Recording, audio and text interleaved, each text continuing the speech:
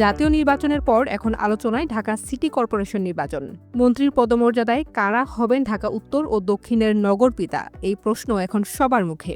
সর্বশেষ দুই নির্বাচনে ঢাকা উত্তরে বিএনপির প্রার্থী ছিলেন তাবিথ আওয়াল। বর্তমানে তিনি বাফুফের প্রেসিডেন্ট।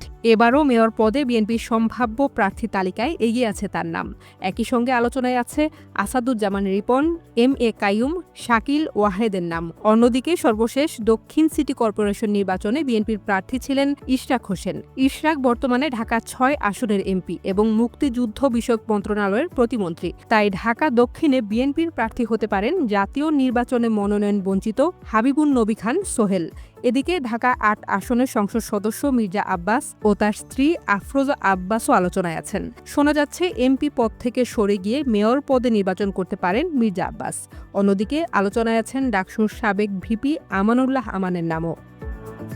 জাতীয় নির্বাচন থেকে সরে আসলেও ঢাকা দক্ষিণ সিটি কর্পোরেশনের মেয়র পদে লড়বেন বলে ঘোষণা দিয়েছেন এনসিপির মুখপাত্র আসিফ মাহমুদ সজীব ভুইয়া। এনসিপির পক্ষ থেকেই মেয়র পদে নির্বাচন করবেন বলে জানিয়েছেন সাবেক এই ক্রীড়া উপদেষ্টা। এছাড়া ঢাকা উত্তরে এনসিপির প্রার্থী হতে পারেন দলটির সিনিয়র যুগ্ম আহ্বায়ক আরিফুল ইসলাম আদিব। জাতীয় নির্বাচনে হেরে যাওয়ার পর মেয়র পদে সবচেয়ে বেশি আলোচনায় ছিল এনসিপির মুখ্য সমন্বয়ক নাসির উদ্দিন পাটোয়ারির নাম। তবে গুঞ্জন আছে সংসদে উচ্চ কক্ষে দলের প্রতিনিধিত্ব করবেন তিনি।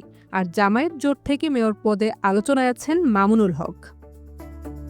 ঢাকা ৮ আসনের প্রার্থী ওসমান হাদির মৃত্যুর পর ইনকিলাব মঞ্চের সদস্য সচিব আবদুল্লাহ আল জাবের নির্বাচনে প্রার্থী হতে পারেন এমন আলোচনা ছিল রাজনৈতিক মহলে।